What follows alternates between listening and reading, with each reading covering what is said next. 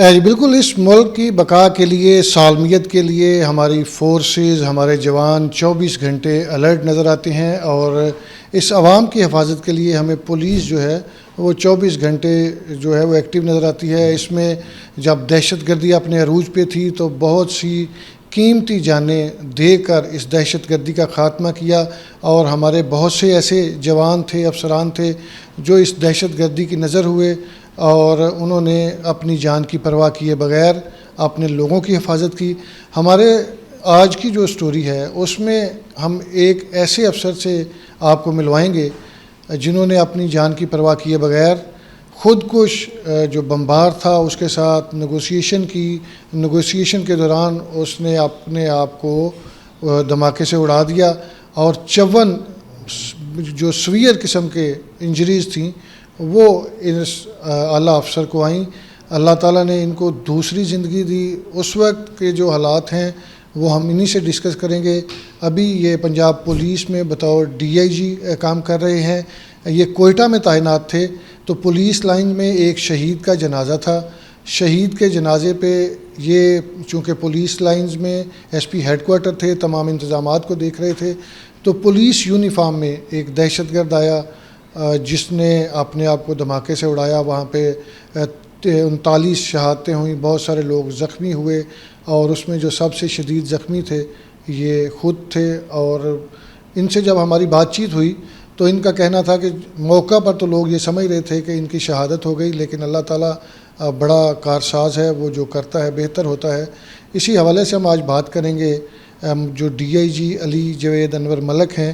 السلام علیکم سر۔ جی وعلیکم السلام۔ جی سر، میں پچھلے 10 سال سے آپ کو IG آفس میں دیکھ رہا ہوں۔ آپ کے پاس یہ ایکسرسائز کی چیزیں بھی ہیں، پھر ایک یہ مخصوص سا آلہ بھی آپ کو لگا ہوتا ہے۔ یہ کیا چیزیں ہیں؟ یہ کیا آپ کی زندگی کا حصہ بن گئی ہیں؟ دوسرا یہ بتائیے گا کہ جو وقوع ہوا وہاں پہ اس میں کس طرح آپ کو وہ ساری چیزیں ٹیکل کی، اور پھر اتنا بڑا سانحہ، اتنی بڑی شہادتیں۔ آپ نے مجھے بتایا کہ لوگ سمجھ رہے تھے کہ شہادت ہو گئی، پھر اللہ تعالیٰ نے نئی زندگی دی۔ یہ سارا ذرا قصہ ہمیں سنائیے گا کہ کس طرح یہ سارا واقعہ ہوا۔ 8 اگست 2013 کو 29واں روزہ تھا، اور ایک ہمارا SHO تھا وہاں پہ کوئٹہ میں، محب اللہ داوی، اس کو ٹارگٹ کر کے شہید کیا۔ ساتھ اس کے 4 بچے تھے، وہ بھی زخمی ہوئے، اور اس کی جو ڈیڈ باڈی تھی وہ پولیس لائنز میں لائی گئی فار نماز جنازہ۔ اس کی تیاری تھی، اور اس تیاری سے جب وہ مکمل ہو گئی اور جنازہ بالکل ہونے لگا تو ایک خودکش بمبار جو ہے وہ سپاٹ ہوا، ان پولیس یونیفارم تھا وہ، اور اس کو جب روکنے کی کوشش کی گئی، کیونکہ اندر جو ہماری مسجد تھی اس کی دیواریں جو تھیں وہ بیسیکلی بام پروف تھیں، اور کوئٹہ کے حالات بھی اس وقت بھی تھے اس طرح کے، تو تقریباً کوئی 650-700 لوگ اندر تھے، اور باہر ڈپلائمنٹ تھی ساری۔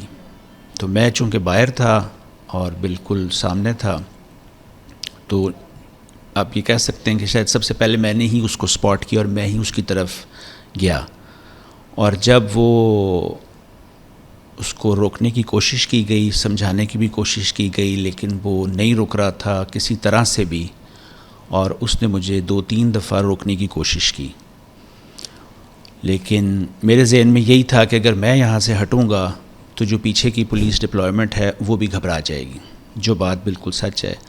اور میں اس کی طرف بڑھتا رہا، اور یہ بھی بات سچ ہے کہ مجھے بھی اپنے ذہن میں تھا کہ گھر میں بچے ہیں، والد ہیں، بیوی ہے، سب کچھ ہے، لیکن at the end of the day ہم نے یہ یونیفارم پہنی ہے، تو اس کے بھی کچھ تقاضے ہیں، اور وہ تقاضے یہ تھے کہ میں نے اس سے کمر نہیں کی۔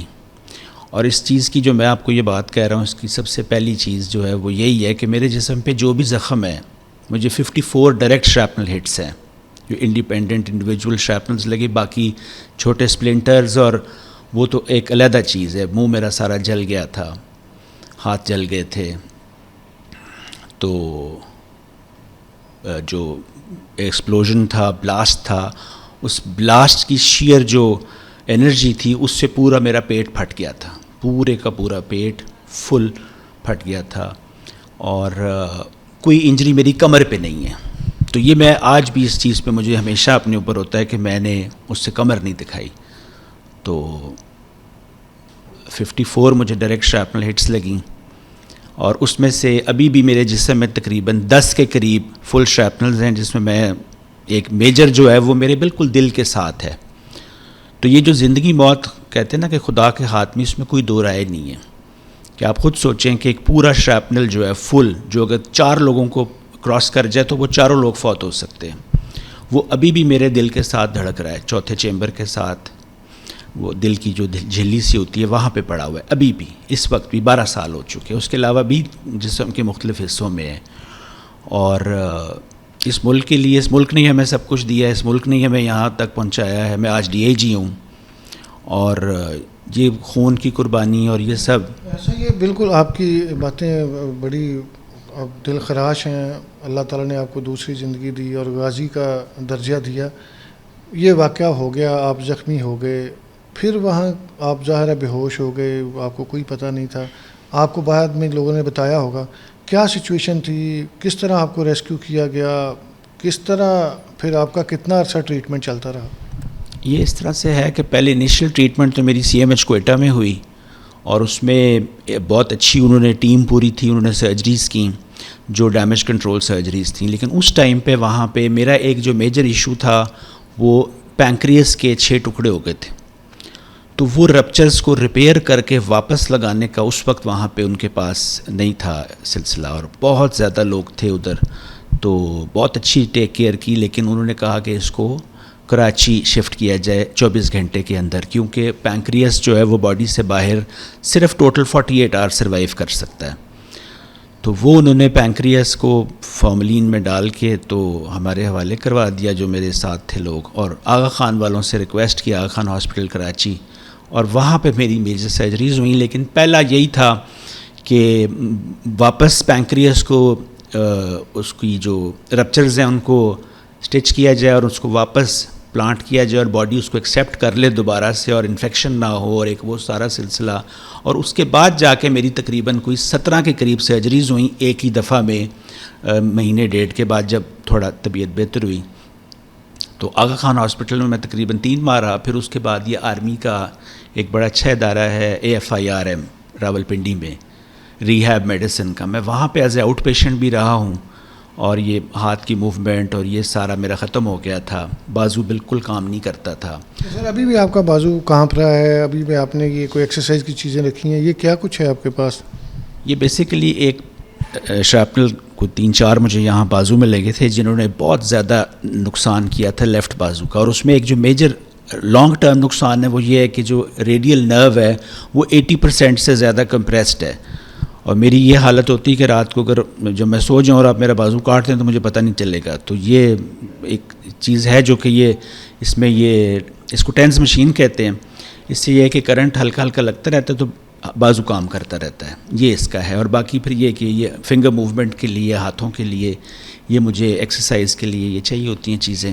اچھا سر یہ بتائیے گا, یہ دھماکہ ہو گیا, آپ زخمی ہو گئے, آپ ہاسپٹل میں ہو گئے, اس وقت کی حکومت نے اور آپ کی پولیس فورس نے آپ کے لیے کیا کیا؟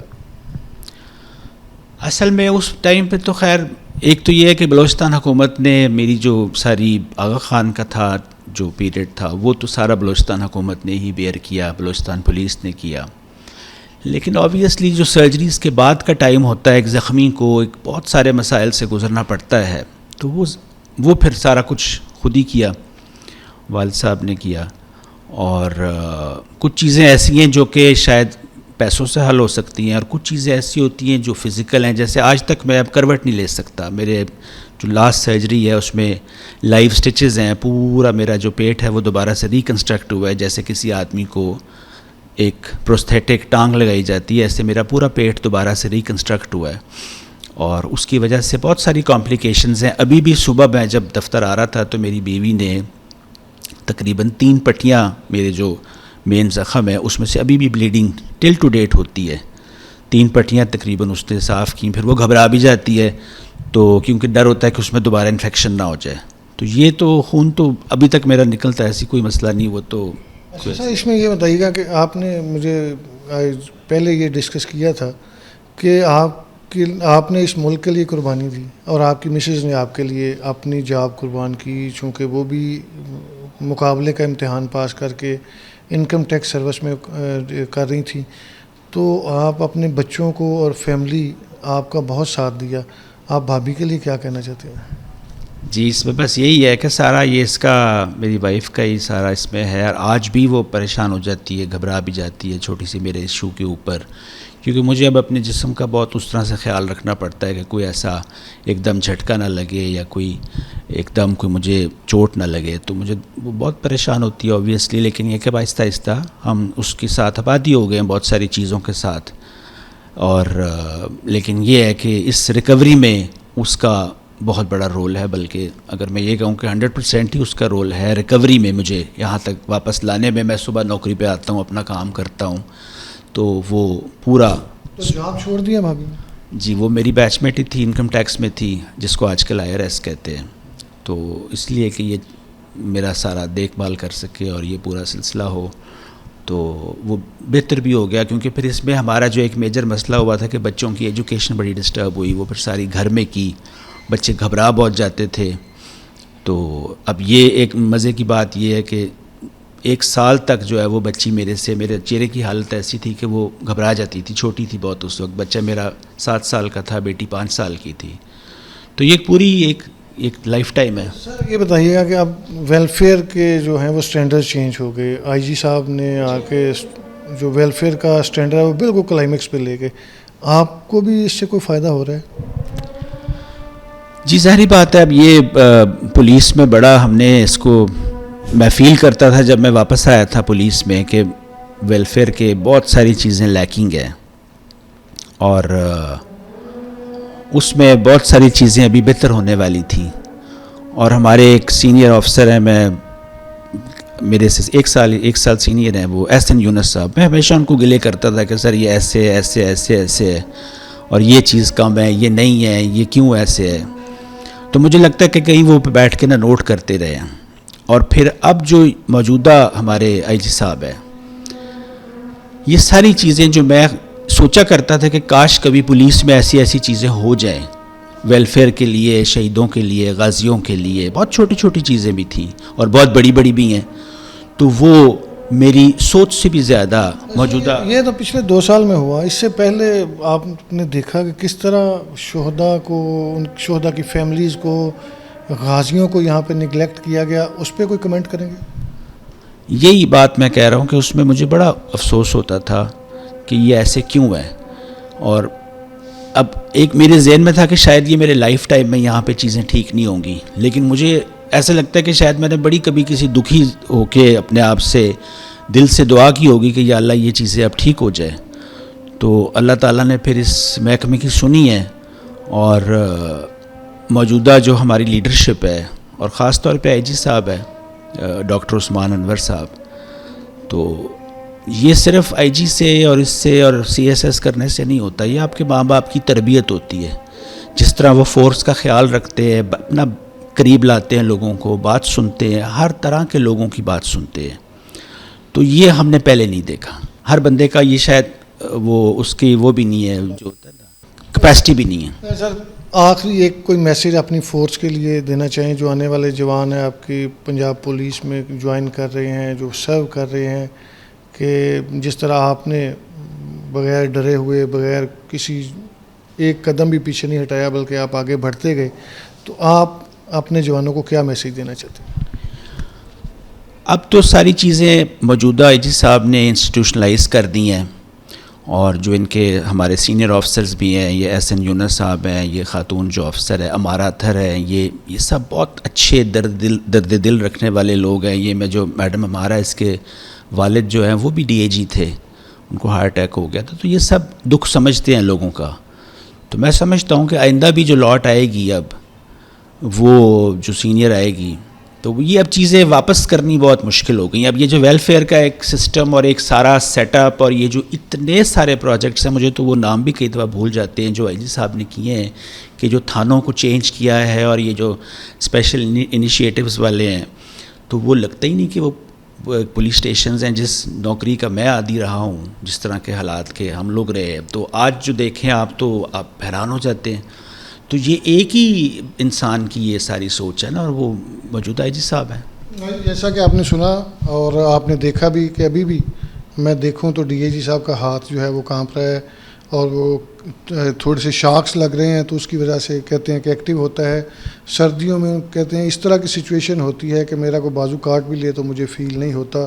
ابھی بھی دہشت گردوں کی جانب سے جو دھماکے کے ذریعے لوہا ان کی باڈی میں موجود ہے، ان کے دل کے بالکل قریب ایک شرح موجود ہے، اگر یہ تھوڑا سا بھی موو کرتا تو کہتے ہیں کہ ان کا دل پھٹ جانا تھا.